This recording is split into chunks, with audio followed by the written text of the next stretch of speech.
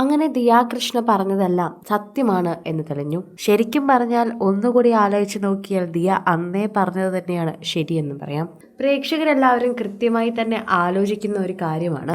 ദിയയുടെ പ്രശ്നങ്ങൾ കേൾക്കുമ്പോൾ എന്തോ ഒരു കാര്യമുള്ളതുപോലെ തോന്നുന്നു എന്ന് നേരത്തെ തന്നെ പ്രേക്ഷകർ പറഞ്ഞിട്ടുണ്ടായിരുന്നു. അതനുസരിച്ച് തന്നെയാണ് ഇപ്പോഴും പ്രേക്ഷകർ സംസാരിക്കുന്നത്. ദിയ പറഞ്ഞതെല്ലാം സത്യമാണ് എന്നിപ്പോൾ തെളിഞ്ഞു കഴിഞ്ഞു. ഇതോടെ പ്രേക്ഷകരെല്ലാവരും കേൾക്കുന്ന ഒരു സത്യാവസ്ഥയായി കൂടി ഇത് മാറുകയാണ്. ദിയയുടെ സ്ഥാപനത്തിൽ നിന്ന് പൈസ കട്ട് അവർ അക്കൗണ്ട് വഴി ശേഖരിച്ച് ഡിവൈഡ് ചെയ്തതായി തന്നെ ഇപ്പോൾ തെളിവുകൾ എത്തിയിട്ടുണ്ട്.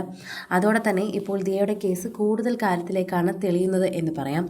ദിയാകൃഷ്ണയുടെ സ്ഥാപനത്തിലെ സാമ്പത്തിക തട്ടിപ്പ് കേസിൽ കുറ്റപത്രം തയ്യാറാക്കി ക്രൈംബ്രാഞ്ച് എത്തുകയാണ്. കേസിൽ വിശദമായ അന്വേഷണം നടത്തിയാണ് കുറ്റപത്രം തന്നെ തയ്യാറാക്കിയത്. 30 ലക്ഷത്തോളം രൂപയാണ് ജീവനക്കാരികൾ തട്ടിയെടുത്തതെന്ന് പറയുന്നു. കുറ്റപത്രത്തിൽ പറയുന്നതും അങ്ങനെയാണ്. ദിയ അറിയാതെ പണം സ്വന്തം അക്കൗണ്ടിലേക്ക് മാറ്റിയിരിക്കുകയാണ്. പിന്നീട് പണം പങ്കിട്ടെടുത്തു. 4 പ്രതികളെയാണ് കുറ്റപത്രത്തിൽ ഉൾപ്പെടുത്തിയിട്ടുള്ളത്. സ്ഥാപനത്തിലെ ജീവനക്കാരികളായ ദിവ്യ, രാധാകുമാരി, വിനീതയുടെ ഭർത്താവ് ആദർശ് എന്നിവരാണ് പ്രതികൾ.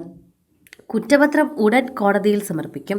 ദിയാകൃഷ്ണ നടത്തുന്ന ആഭരണക്കടയായ OBYOCയിലെ QR കോഡ് ഇപ്പോൾ കൃത്രിമം കാണിച്ച് 3 ജീവനക്കാരികൾ പണം തട്ടിയെടുത്തു എന്നതായിരുന്നു കേസിൽ പറയുന്നത്. ഇതിൽ കേസെടുത്തതിന് പിന്നാലെ ജീവനക്കാർ തന്നെ കൃത്യമായി പറയുന്നുണ്ട്. പ്രേക്ഷകരൊക്കെ തന്നെയും ഇതിൻ്റെ കാര്യങ്ങളെക്കുറിച്ച് ചോദിക്കുന്നുണ്ട്. ഇതിൽ കേസെടുത്തതിന് പിന്നാലെ ജീവനക്കാർ കൃഷ്ണകുമാറിനെതിരെയും ദിയയ്ക്കെതിരെയും തട്ടിക്കൊണ്ടുപോകൽ പരാതിയും നൽകിയിരുന്നു. തുടർന്ന് ആരോപണങ്ങളും പ്രത്യാരോപണങ്ങളും കൃഷ്ണകുമാറും ദിയയും സ്ഥാപനത്തിലെ ജീവനക്കാരും രംഗത്തെത്തി പറഞ്ഞിരുന്നു. കൃഷ്ണകുമാറിനും കുടുംബത്തിനുമെതിരെ ഗുരുതര ആരോപണങ്ങളായിരുന്നു ജീവനക്കാർ ഉന്നയിച്ചിരുന്നത്. സംഭവം ചർച്ചയായതോടെ ജീവനക്കാർ കുറ്റം സമ്മതിച്ചുവെന്ന് ചൂണ്ടിക്കാട്ടി കൃഷ്ണകുമാറിൻ്റെ കുടുംബം ഒരു വീഡിയോയും പങ്കുവച്ച് എത്തിയിട്ടുണ്ടായിരുന്നു. ദിയാകൃഷ്ണയുടെ സ്ഥാപനത്തിലെ സാമ്പത്തിക തട്ടിപ്പ് രീതി ജീവനക്കാരികൾ ക്രൈംബ്രാഞ്ചിനോട് വിവരിക്കുന്ന ദൃശ്യങ്ങൾ റിപ്പോർട്ടറിന് ലഭിച്ചിരുന്നു. OBYOCയിലെ സാമ്പത്തിക തട്ടിപ്പിനെക്കുറിച്ചുള്ള വിവരങ്ങളാണ് ജീവനക്കാരികളായിരുന്ന വിനീത, രാധകുമാരി എന്നിവർ ക്രൈംബ്രാഞ്ചിനോട് പങ്കുവച്ചത്. മെഷീൻ ഉപയോഗിച്ചുള്ള QR കോഡിൽ കൃത്രിമം കാണിച്ചതുൾപ്പെടെയുള്ള കാര്യങ്ങളാണ് ഇവർ വ്യക്തമാക്കിയത്. ദിയയുടെ സ്ഥാപനത്തിൽ നിന്നും സാധനങ്ങൾ വാങ്ങുമ്പോൾ നൽകുന്ന ബില്ലിൽ കസ്റ്റമറുടെ പേരും ഫോൺ നമ്പറും വയ്ക്കാറില്ലെന്നാണ് വീഡിയോയിൽ ജീവനക്കാരി പറഞ്ഞിരുന്നത്.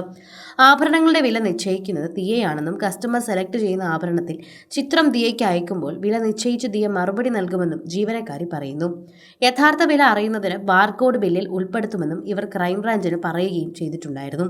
ഇതാണ് കൃത്യമായ രീതിയിൽ തന്നെ ഇവരുടെ രേഖകളെല്ലാം പിടിച്ചുവെന്നും ദിയ പറയുന്നത് സത്യമാണെന്നും തെളിയാനുള്ള കാരണം.